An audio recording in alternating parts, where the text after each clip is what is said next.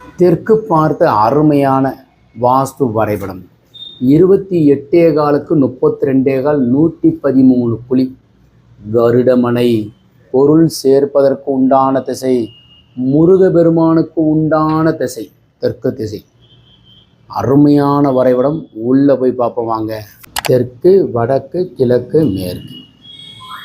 So இதில் பாருங்கள், அக்னி மூலை நீண்டு இருக்கு, ஈசானம் குறைஞ்சிருக்கு. இது மாதிரி மனை வாங்கலாமா? ஸோ இதில் வந்து தாம்பர கம்பி பதிச்சு பிரிச்சுக்கிறது. இப்படி நம்ம வந்து தாம்பர கம்பி பதிச்சிடுறது. ஈசானத்தில் போர்வெல், மழைநீர் சேரிப்பு. இப்போ இது மாதிரி அக்னி மூலை நீண்டு இருக்கா, நீங்கள் தாம்பர கம்பி இப்படியே பதிக்கும்போது இதுக்காக வச்சு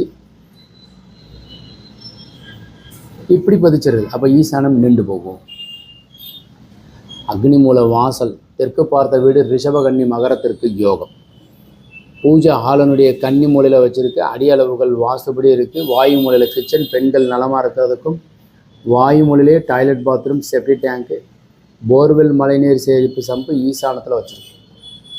ஸோ இது மாதிரி கிராஸாக மனை வாங்கிட்டோன்னு சொல்லிட்டு கட்டாமல் இருக்கிறத விட இது மாதிரி பிரிச்சுக்கலாம். கன்னி மூலையில் வாட்டர் டேங்க், பெட்ரூமுக்கு உண்டான அமைப்பு. இது மாதிரி வரைபடம் தேவைப்படுறவங்க, திருத்தம் தேவைப்படுறவங்க கீழே இருக்கிற நம்பர் கான்டாக்ட் பண்ணுங்கள். ஜாதகத்தோடு சேர்த்து பார்க்குறது சிறப்பு, ஒளிப்பருத்தத்தோடு பார்க்குறது நல்லது. சிவாய நமः.